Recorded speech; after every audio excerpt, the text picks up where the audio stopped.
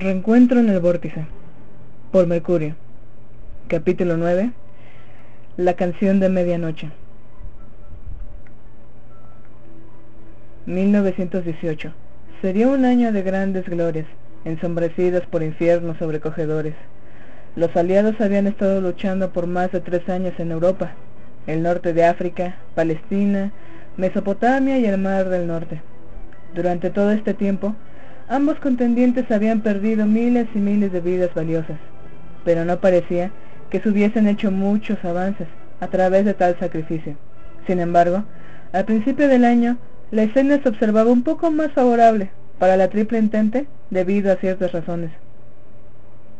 En primer lugar, desde 1917, diferentes conflictos internos, tanto económicos como sociales, habían provocado una guerra civil en Rusia, país que se encontraba del lado de los aliados.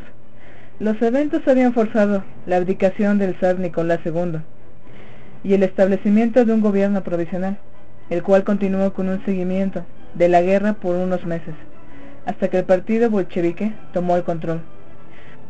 Uno de los factores que habían dado tanta popularidad a los bolcheviques era su fuerte oposición a la participación de Rusia en la guerra.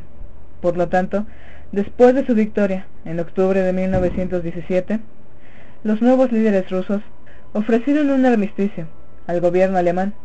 El día 15 de diciembre, Rusia, Alemania y Austria firmaron dicho armisticio, el cual marcó el fin de las hostilidades en el frente oriental.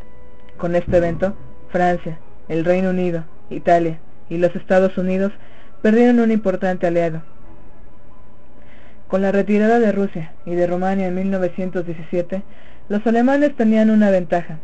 Las tropas que habían sido asignadas al frente ruso estaban frescas y listas para entrar en acción. Tal circunstancia permitía a la Triple Entente contar con un 10% de superioridad numérica sobre los ejércitos ingleses, franceses y americanos en Francia. En segundo término, las fuerzas francesas estaban exhaustas. Después de 3 años de luchar a la ofensiva, la moral de las tropas era muy baja, y la mayoría de los hombres eran o muy jóvenes o demasiado viejos para resistir a los alemanes, si estos decidían organizar un ataque masivo. Los británicos, por su parte, padecían una escasez de refuerzos, y el primer ministro británico, David Lloyd George, había ordenado la reducción del número de batallones por división. Al igual que el ejército francés, los hombres que estaban disponibles en el lado británico eran principalmente soldados bisoños. Finalmente, los norteamericanos no habían logrado reunir todas sus fuerzas desde que el país había entrado a la guerra el año anterior. Para principios de 1918, solamente habían llegado a Francia 6 divisiones norteamericanas, pero 2 de ellas aún habían entrado en acción, y las 4 restantes solamente habían prestado apoyo en ciertos sectores, lejos de la línea de fuego. Sin embargo, Alemania sabía que la llegada de nuevas tropas desde Estados Unidos era inminente, y, si la Triple Entente no comenzaba una ofensiva agresiva e inteligente, durante los primeros meses del año, podrían terminar perdiendo el frente occidental con la llegada de los refuerzos norteamericanos. Así pues, la ofensiva alemana comenzó el 21 de marzo sobre la ciudad de Arras. El objetivo principal era abrir una brecha entre los británicos y los franceses, que pudiese separar a esos ejércitos aliados y forzar a los británicos a replegarse hacia el Mar del Norte.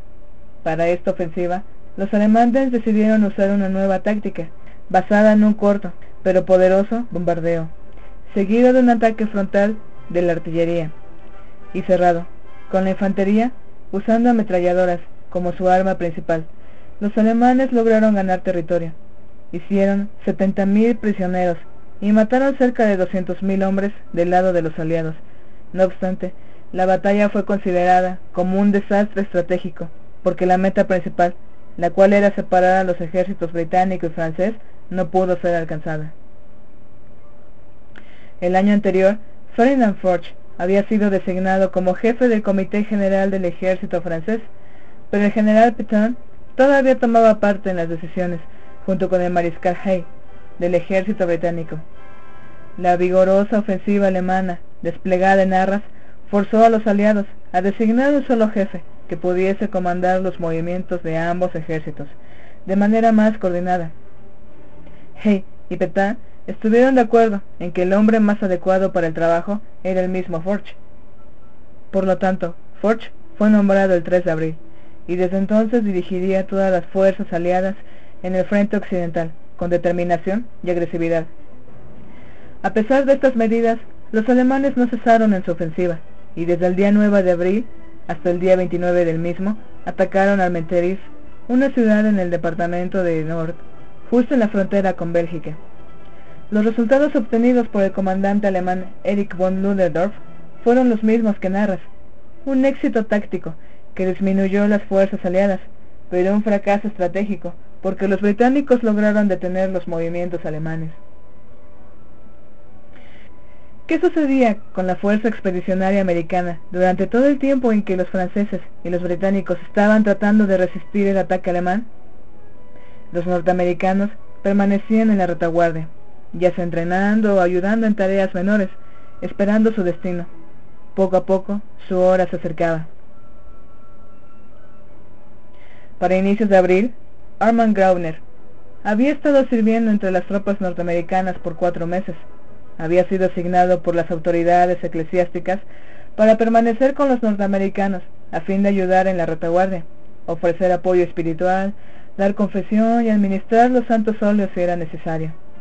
Ser un sacerdote católico y trabajar en un ejército donde la mayoría de los elementos son protestantes no era una tarea fácil.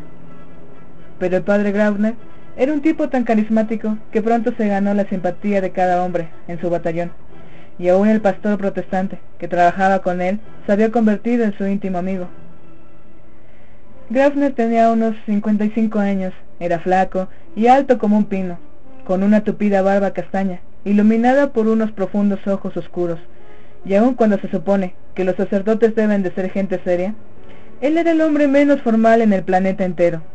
Pero esa era solamente una de las muchas contradicciones de su personalidad. De hecho, Armand Grauner era un hombre de paradojas.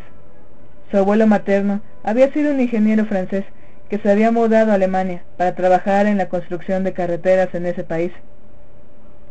El señor Bernard era casado y tenía una hija única cuando emigró en Alemania, y finalmente se estableció en un pequeño poblado llamado Schrewen, localizado en el corazón de la nación, unos cuantos kilómetros al norte de Frankfurt. La madre de Armand creció en Schrewen y finalmente se casó con un rico granjero llamado Erhard Grauner. Aun cuando Armand había crecido en un país protestante, su madre había procurado educarlo con la fe católica, siguiendo la tradición francesa. Sin embargo, su padre había aprovechado cada oportunidad que se le presentaba para llenar la cabeza de su hijo de cada material marxista y contestatario que se encontraba en su camino. Como consecuencia de esa educación tan heterodoxa, al llegar a los 15 años, Armand no tenía fe alguna y era un franco escéptico. Cuando el joven Grauner terminó su educación básica, viajó a París para estudiar en Sorbona. No obstante, una vez que se encontró solo y lejos de la vigilancia paterna, el joven invirtió su tiempo en interminables fiestas, tertulias y toda clase de pasatiempos. 3 años después de su llegada a Francia, se había convertido en un jugador empedernido y un playboy que se liaba en cualquier pleito, demasiado pronto y demasiado fácilmente. Sin embargo, de buenas a primeras, Armand cambió su forma de ser de un modo tan dramático que pasmó a sus amigos más allá de sus límites, antes de que ellos pudiesen tener tiempo para comprender al nuevo Armand. El joven abandonó París y marchó a Roma para entrar al seminario. 6 años más tarde, tomaría los hábitos para convertirse en sacerdote en 1889. A pesar de la nueva dirección que había tomado su vida, Armand era aún un amotinador en el corazón de una de las religiones más ortodoxas del mundo. Su fe era sincera y apasionada, pero sus ideas eran vistas con recelo por las autoridades de la Iglesia. La literatura de vanguardia que el padre de Armand había compartido con su hijo durante su niñez y juventud tenía aún una influencia muy fuerte en el sacerdote.